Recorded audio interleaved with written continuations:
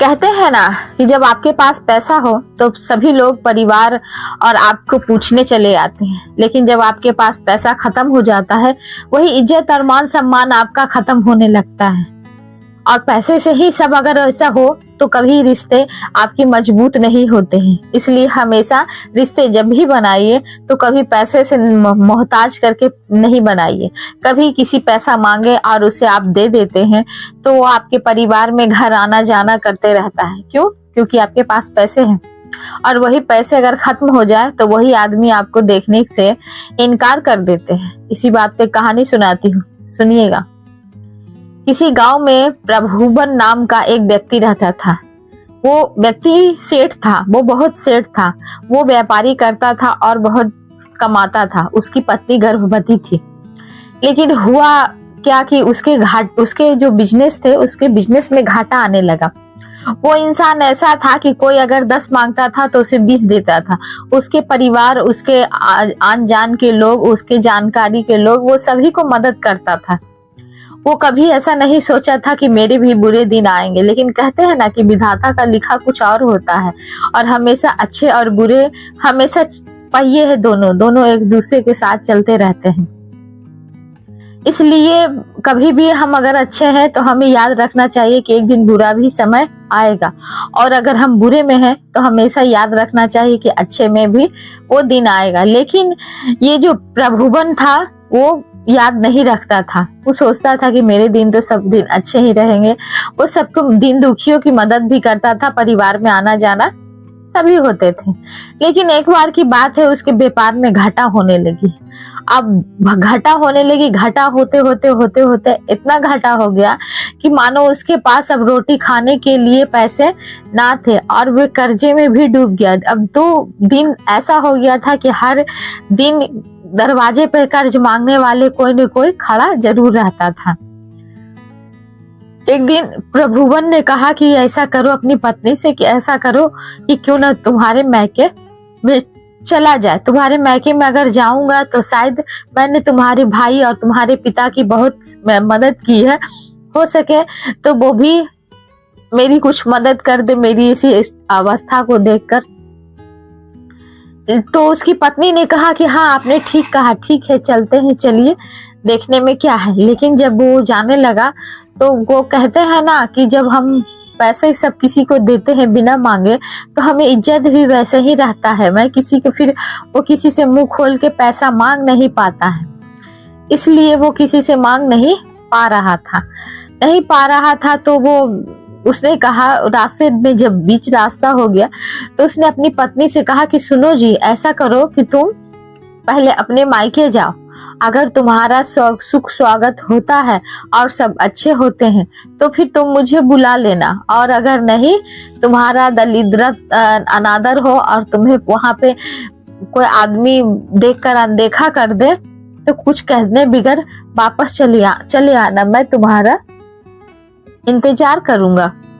उन्होंने ऐसा कहा कि ठीक है जी, मैं जाती हूँ। और ऐसा बोल के वो उसकी पत्नी धीरे धीरे कदमों से वो चलते जा रही थी और यहाँ पे वो उसके आने का इंतजार कर रहा था। जैसे ही वो अपने घर गया तो अपने भाई और भाभी को देखा तो वो खुशी होने के बजाय वो मानो ऐसा हो गए थे कि लगता है जैसे कि कोई कर्जदार हमारे दरवाजे पे कर्जा मांगने के लिए आया था। कोई उसे एक गिलास पानी तक के नहीं पूछा कि हाँ बेटी कहाँ से आई हो, हाँ बहन इतना दूर से आई हो, तो तुम बैठो, तुम रहो, ऐसा किसी ने नहीं पूछा। वो आंगन में खड़ी रह गई।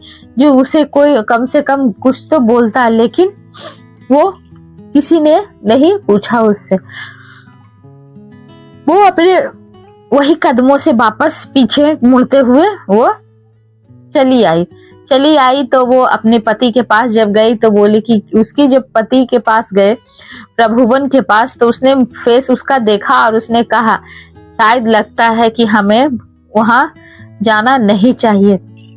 उसने कहा हाँ जी, जब मैंने गई तो भाई भाभी ने मुझे देखकर मुंह घुमा लिया और मैं भी कुछ नहीं बोली, मैं वापस चली आई। बोली ठीक है, ऐसा करो, जब हम लोग जैसे भी रहेंगे अपने ही घर में रहेंगे। उसके बाद ये सोचते हुए आधी रात दोनों वापस चले आ रहे थे। मानो ऐसे शांत थे कि कुछ ऐसे शांत थे कि मानो सिर्फ कदमों की आहट और झिंगुर की झरझराहट की आवाजें आ रही थी। दोनों एक दूसरे में इतना शांत थे। उसके बाद जब वो घर आ गए तो घर में ही रहने लगी। कुछ दिन बाद उनकी पत्नी को प्रसव पीड़ा हुई और उन्हें एक सुंदर बालक पैदा हुआ।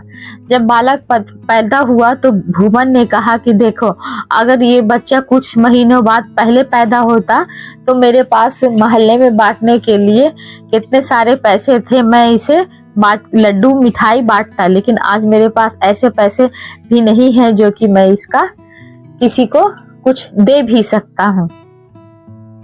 इतना कहते हुए वो दाई माँ को बुला के लाया था, वो उस दाई माँ को कुछ पैसे दे दिया और उसके कहा कि दाई माँ, इसके अलावा और मेरे पास अब कुछ नहीं है, अब शेष नहीं बचा, अब मुझे माफ कर दीजिए।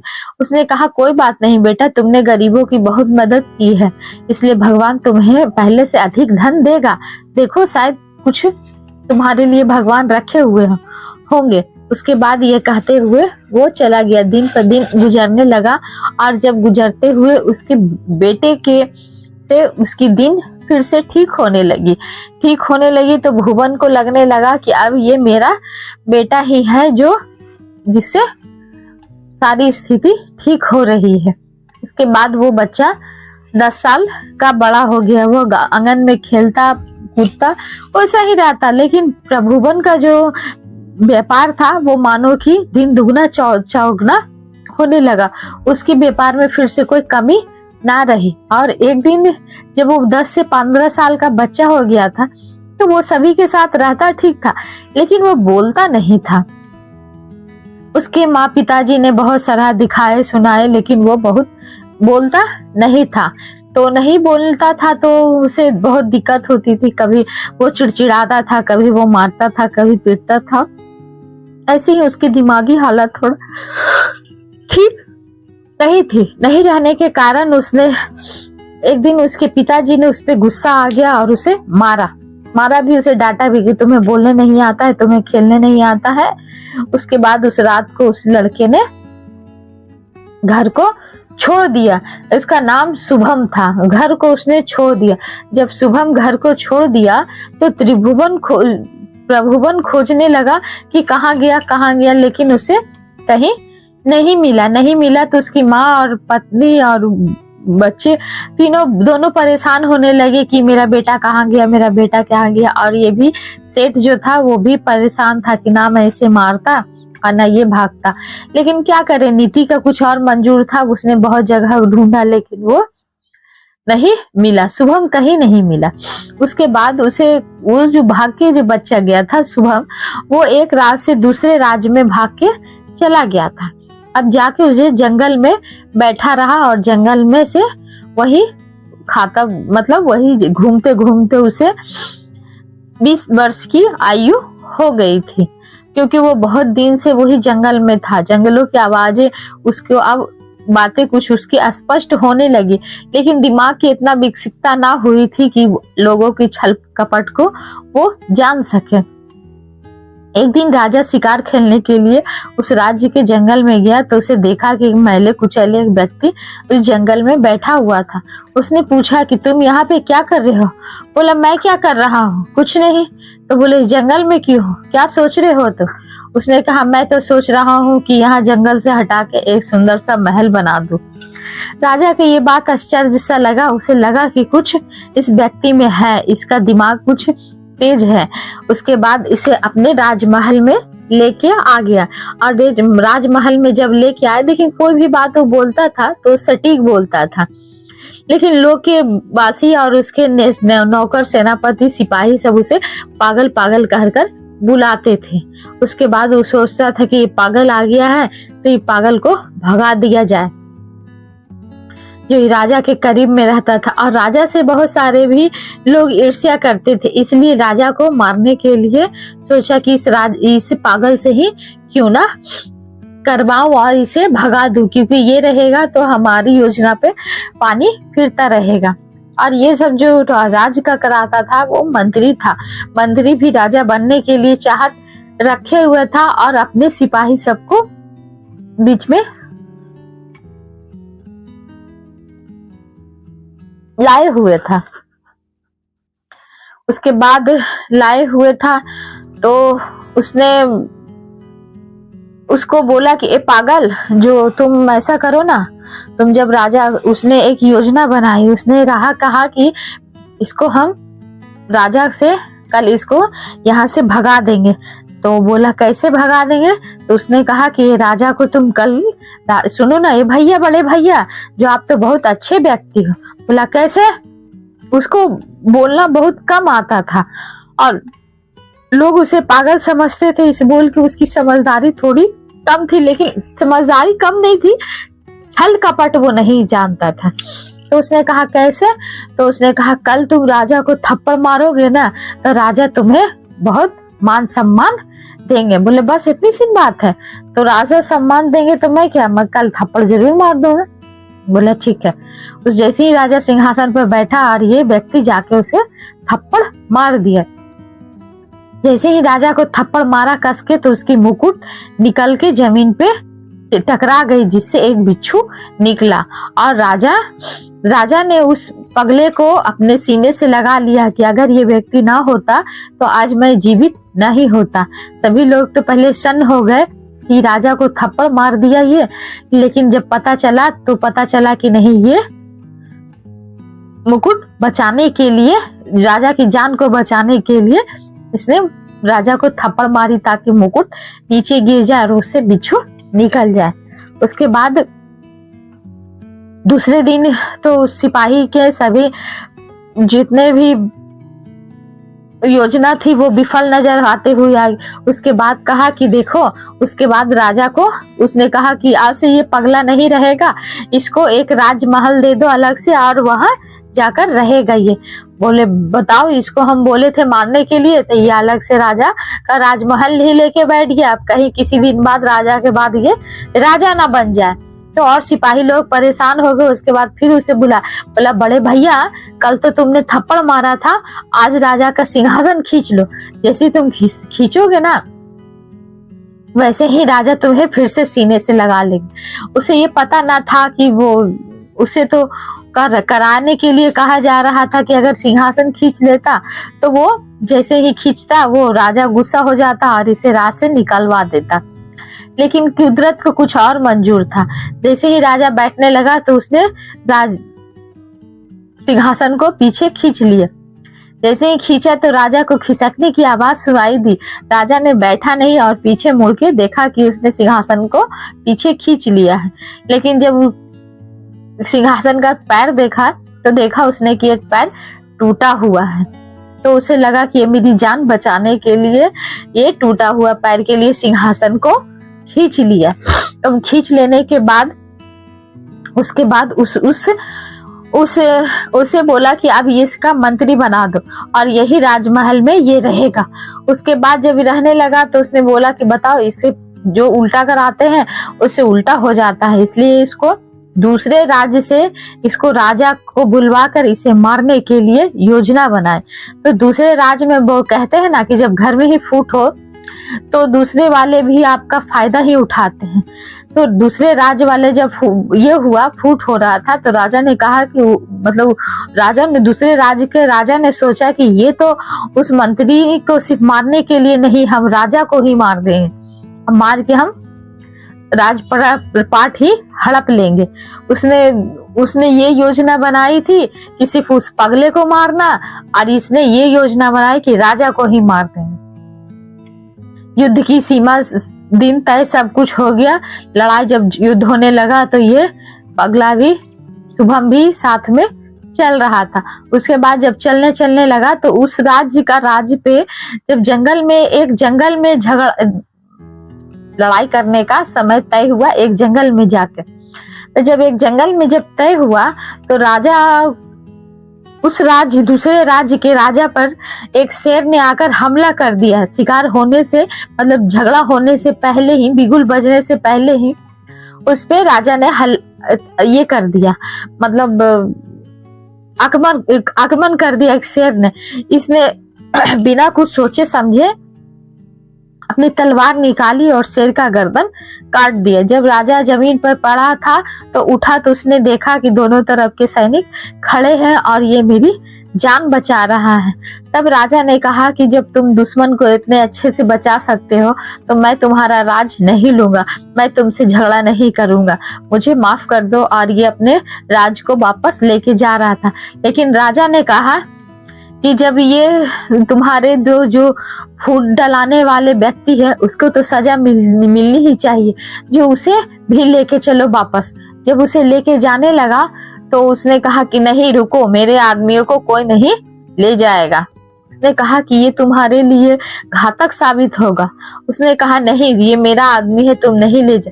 उसे ये पता ना था कि उसे क्यों ले जा रहा था। उसे सिर्फ लगा था कि ये तो मेरे सहपाठी है, ये मेरे अच्छे बारे में सोचता है और मैं इसको भेज दूंगा, इसलिए मैं इसे नहीं भेजूंगा। ये उसके मन में ये बात थी।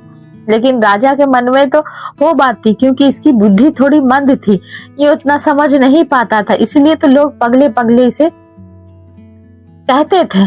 उसके बाद जब एक उसी समय वहां पर से जब वो चला गया तो उसे मंत्री, इस शुभम को मंत्री घोषित कर दिया और उसने कहा कि तुम्हारे माता पिता कहाँ रहते हैं, जो माता पिता का अपना अता पता बताओ, मैं उन्हें भी यहाँ पे ले आऊं। क्योंकि जब राजा का इतना सेवा कर सकता है तो एक मंत्री का सेवा मैं क्यों नहीं करूंगा, इसलिए तुम वहां से उसको ले आओ। उसके बाद उसके पिताजी और उनकी माता जी भी आकर महल में रहने लगे। लेकिन जो सैनिक था अभी भी उससे जल रहा था कि बताओ मैं इसको ऐसे करता हूँ और ये तो ऐसे करता है। लेकिन उसने कहा, उसी समय वहां से एक बूढ़ा वहां से निकला और उसने कहा कि देखो, तुम जिस इंसान के लिए जल रहे हो, जिस इंसान को तुम गलत साबित करने की कोशिश कर रहे हो, उस पे भगवान की कृपा है। तुम करते हो कुछ, होता है कुछ, इसलिए वो इंसान को मत बदलो, तुम अपनी सोच को बदलो। तुम उसके साथ हो और तुम अपने सोच को जब तक नहीं बदलोगे तब तक तुम उसको नहीं बदल सकते। इसलिए कर्म अच्छे करो और उसके साथ साथ दो। उसी समय से बाकी जितने दुश्मनी थे, जितने भी सब ये क्रूरता वाले विचार वाले थे, सब अपने मत को बदल दिए और सब शुभम के साथ रहने लगे। उसी समय उस राज्य का एक बाजार में बाजार चलता था। वहां पे बाजार में घूमने के लिए लोग आते थे। वहां पर भी एक व्यापारी था। व्यापारी का नाम सिंघा था। सिंघा जो था वो बाजार में बहुत ही अकड़ से चलता था कि मैं यहाँ का बड़ा व्यापारी हूँ और मैं सभी को देखता हूँ। उसी समय बाजार को से जाके जब बाजार के पास लोग को जाता था और देखता रहा और हंसता था। उसी किनारे में एक बूढ़ा लकड़ी का खिलौना लेते हुए वहां पे था। उसके बाद बोले, ए बुढ़े, तू देख अपने आप को और मुझे देख, कहाँ है। उस बुढ़े ने कहा कि क्यों चिंता करते हो मालिक, भगवान सबको देखता है। किसी को राजा, किसी को रंग, किसी के रंग, किसी को राजा बनाने में उसे देर नहीं लगती है। ये बात उस व्यापारी को अकल में घुसी कि हाँ ये क्या कह रहा है, लेकिन उस बात को उसने ध्यान नहीं दिया। उसके अकल ही होकर उस राज्य का राजा ने घोषणा करवा दी कि जिसके जिसके पास ज्यादा कर वसूली है वो मेरे पास आकर सभी जमा कर देगा। और सबसे ज्यादा कर वसूली उसी के पास निकला, इस व्यापारी के पास। तो उस व्यापारी के पास जब निकला तो उसने सब दे दिया। और जो लोग इससे कल डरते थे अब वो डरना इससे बंद हो गया। अब वो कोई डरता नहीं था। क्यों डरेगा, क्योंकि पास में ही कुछ था ही नहीं। उसके बाद वो भूखे प्यासे 3 दिन 4 दिन जब रहा और जब दूसरे गांव में गया तो वही इसका बूढ़ा मिला। उसके बाद उसने कहा कि देखो बेटा, मैंने क्या कहा था। बोला, जो बूढ़े बुजुर्ग पिताजी, आप मुझे काम दे दीजिए, मैं काम सीखना चाहता। बोले, तुमसे काम आएगा, लो पहले लकड़ी लो और इसे तराशो। अगर इसे रात भर में तुमने तराश दिया तो तुम काम जरूर कर ले। पहले तो उसने लकड़ी को लिया और चिल्लाया झल्लाया, लेकिन कुछ घंटों बाद उसने लकड़ी से लेकर एक अच्छी मूर्त बना दी। तब ने उस बूढ़े ने कहा कि तुम्हारी यही हुनर सबसे बड़ा काम आएगा। पैसा होना बड़ा चीज नहीं होता है, हुनर होना सबसे बड़ा चीज होता है। और उससे ही बड़ा होता है इज्जत। जो अब तुम इज्जत से पैसे कमाओगे, उसके लकड़ी का सामान बनाते हुए देश जगह जगह बिकने लगे, और बस वो फिर वही गांव में वापस आया और वही व्यापार करने लगा। लेकिन उस राज्य के राजा ने उसे बुलाया और कहा कि अगर तुम ईमानदारी से करोगे तो वो कहा कि ठीक है महाराज, अब मेरे पास वैसे कुछ गंवाने के लिए कुछ नहीं है, और मेरा जो घमंड था वो सब चूर चूर हो गया है। अब मैं ईमानदारी की रोटी खाता हूँ और ईमानदारी का काम करता हूँ। अगर ये कहानी आपको अच्छी लगी है तो प्लीज लाइक सब्सक्राइब जरूर कीजिएगा। लेकिन कहते हैं ना कि घमंड पे घोड़े पर चढ़िएगा तो बहुत जल्दी ही नीचे उतरिएगा, इसलिए घमंड के घोड़े पर कभी मत चलिएगा। हमेशा अपने इज्जत की रोटी खाइएगा और इज्जत और सम्मान से चलिएगा। अगर आप ऐसा नहीं कीजिएगा तो एक दिन भगवान रास्ते पे पटकते हुए देरी नहीं लगेगा। अगर ये कहानी आपको अच्छी लगी हो तो प्लीज लाइक सब्सक्राइब कमेंट जरूर कीजिएगा, और अगर हो सके तो बेल आइकन को जरूर दबा लीजिएगा ताकि मैं वीडियो बनाऊं तो नोटिफिकेशन सबसे पहले आपके पास पहुंचे। तो तब तक के लिए धन्यवाद।